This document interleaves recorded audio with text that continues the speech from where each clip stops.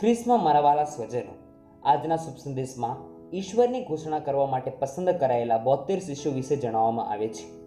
પ્રભુએ મોકલેલા 72 શિષ્યો ગામે ગામે જઈને શુભ સંદેશ ફેલાવતા હતા. તેઓ વિવિધ બીમારીઓમાંથી દૂર કરતા હતા. લોકો તેઓના ખૂબ વખાણ કર્યા અને પ્રભુની યોજનામાં ભાગ લેતા થઈ ગયા. આટલું જ નહીં, 72 શિષ્યો ઉપર પવિત્ર આત્મા ઉતરી આવેલો હોવાથી તેઓ અબદૂતો પણ વશ કરતા થઈ ગયા. આમ શિષ્યો પવિત્ર આત્માથી પ્રેરાઈને ઉલ્લાસમાં આવી ઈશ્વરની આજ્ઞા પ્રમાણે અને કાર્ય કરી પોતાના નામોની નોંધણી સ્વર્ગમાં કરી લીધી. આમ પ્રભુ આપણા સર્વને એ જ સંદેશ આપે છે કે આપણે પણ પવિત્ર આત્માની શક્તિ દ્વારા ઈશ્વરની યોજના પ્રમાણે કાર્યો કરી આપણા નામો ઈશ્વરના રાજ્યમાં દાખલ કરી અનંત જીવન જીવવાની આશા જીવતી રાખી.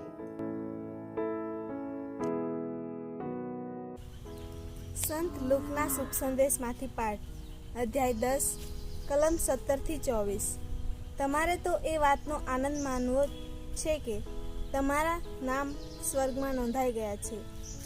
પહેલા 72 શિષ્યો હરખાતા પાછા આવી કહેવા લાગ્યા, પ્રભુ, આપને નામે અબદૂતો પણ અમને વશ વર્તે છે. પણ ઈસુએ તેમને કહ્યું, હું શૈતાનને આકાશમાંથી વીજળીની જેમ પડતો જોતો હતો, અને જુઓ, મેં તમને સર્પો અને વીંછીઓને અને દુશ્મનની બધી સત્તાને પગ તળે કચડવાની શક્તિ આપી છે, અને કશાથી તમારો વાળ સુધા વાંકો નહીં થાય. તેમ છતાં અબદૂતો પણ તમને વશ વર્તે છે. એનો તમારે આનંદ નથી માનવાનો, પણ તમારે આનંદ તો એ વાતનો માનવાનો છે કે તમારા નામ સ્વર્ગમાં નોંધાઈ ગયા છે.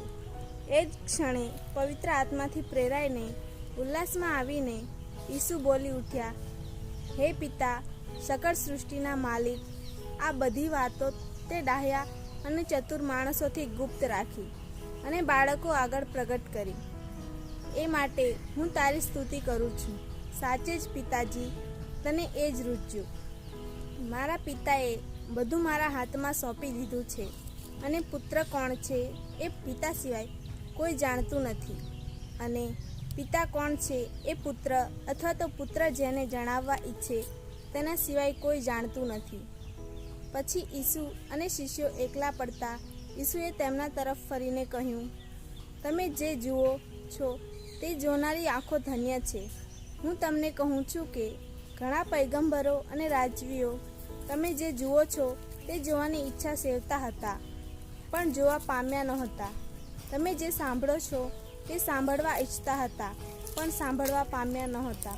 આ પ્રભુની વાણી છે. તે આપનો આધાર છે.